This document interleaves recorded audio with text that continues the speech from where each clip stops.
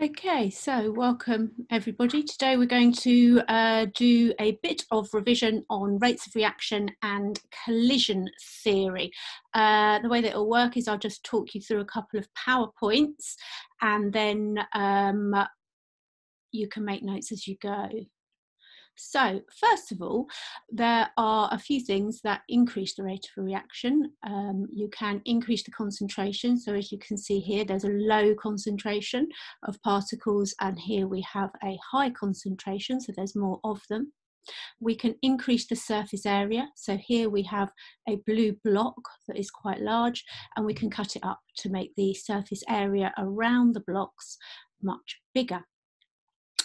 We can increase the pressure, so we can push these particles much closer together. And the last thing that we can do here is to increase the temperature. And you can see here that the particles have more kinetic energy. They are moving faster in doing so. This is our basic understanding of how to increase the rate of a reaction. Let's look at it in a little bit more detail now. So, to increase the rate of reaction, what actually has to happen is that these particles need to collide with sufficient energy. And these bits here, you can see there is enough energy here. Now, if we look back to what we've done previously, you should recognise this graph as an exothermic reaction, and this part here being labelled as the activation energy. Now, sufficient energy means that the activation energy is sufficient to start the reaction, the reactants to become products. For something to have sufficient energy, you need to have sufficient kinetic energy for them to pass, for the actual bonds to break, and for them then to become a new molecule. One of the other keywords that we need to talk about in collision theory is that there will be more frequent collisions. This is a key phrase. There will be more frequent collisions.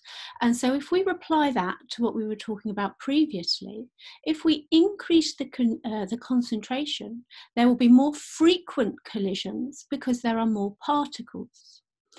If we increase the temperature, there will be more frequent collisions because we have increased the kinetic energy. They're moving around more and more likely to collide with each other. At this point, they will also collide with sufficient energy as well. And if we increase the pressure, the particles are closer together, so they're more likely to collide more frequently.